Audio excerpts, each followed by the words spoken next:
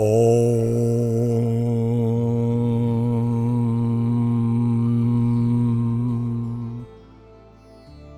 Tat Sat. Bhagavad Gita as it is. Chapter 2. Contents of the Gita summarized.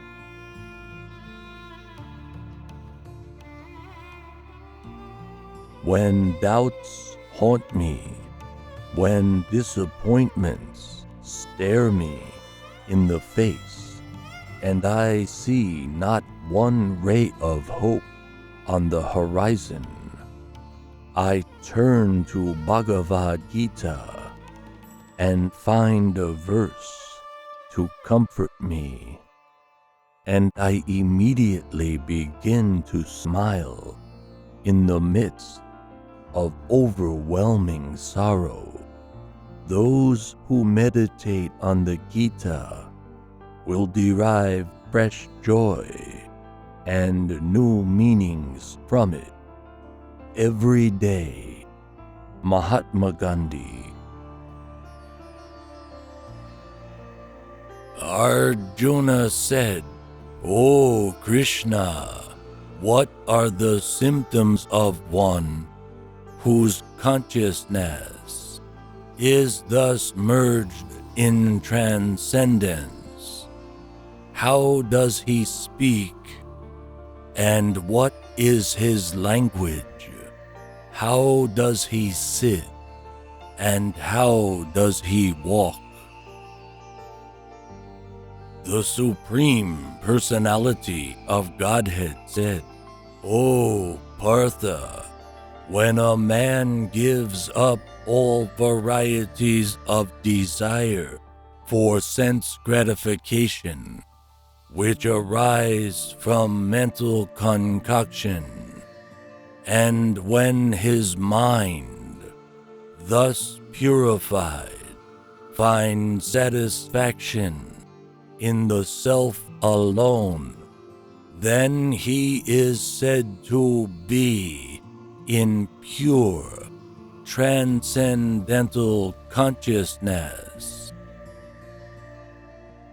One who is not disturbed in mind, even amidst the threefold miseries, or elated when there is happiness, and who is free from attachment, fear, and anger, is called a sage of steady mind. In the material world, one who is unaffected by whatever good or evil he may obtain, neither praising it nor despising it, is firmly fixed in perfect knowledge.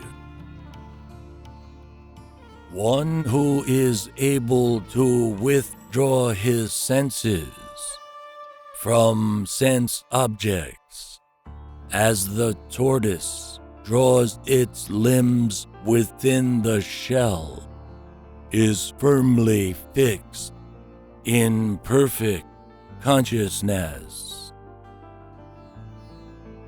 The embodied soul may be restricted from sense enjoyment, though the taste for sense objects remains, but ceasing such engagements by experiencing a higher taste, he is fixed in consciousness.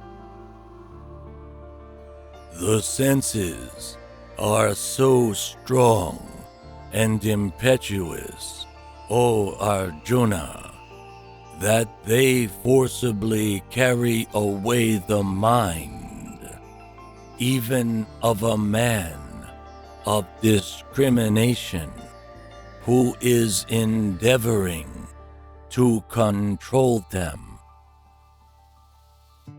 One who restrains his senses, keeping them under full control, and fixes his consciousness upon me, is known as a man of steady intelligence.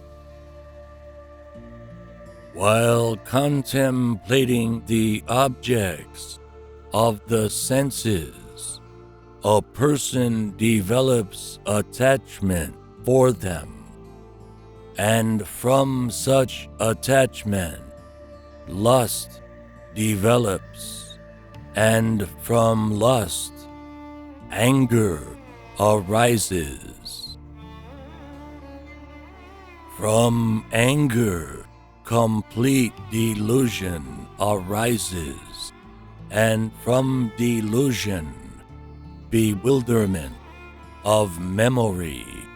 When memory is bewildered, intelligence is lost, and when intelligence is lost, one falls down again into the material pool.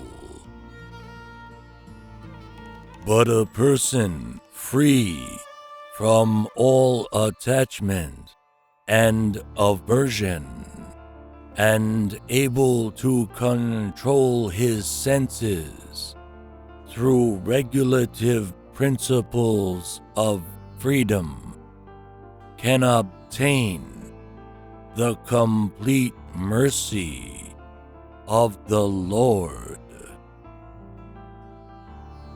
For one thus satisfied in Krishna consciousness, the threefold miseries of material existence exist no longer. In such satisfied consciousness, one's intelligence is soon well established. One who is not connected with the Supreme in Krishna consciousness can have neither transcendental intelligence nor a steady mind, without which there is no possibility of peace. And how can there be any happiness without peace?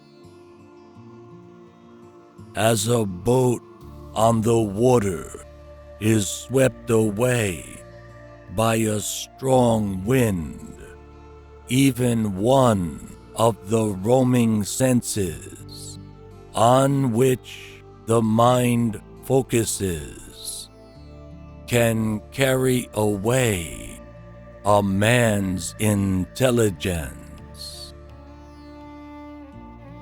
Therefore, O mighty armed, one whose senses are restrained from their objects is certainly of steady intelligence. What is night for all beings is the time of awakening for the self-controlled, and the time of awakening for all beings is night for the introspective sage. A person who is not disturbed by the incessant flow of desires that enter like rivers into the ocean which is ever being filled, but is always still, can alone achieve peace, and not the man who strives to satisfy such desires. A person who has given up all desires for sense gratification, who lives free from desires, who has given up all sense of proprietorship, and is devoid of false ego, he alone can attain real peace. That is the way of the spiritual and godly life, after attaining which a man is not bewildered. If one is thus situated, even at the hour of death, one can enter into the kingdom of God. Thus ends Chapter 2, Contents of the Gita Summarized. Bhagavad Gita as it is. Om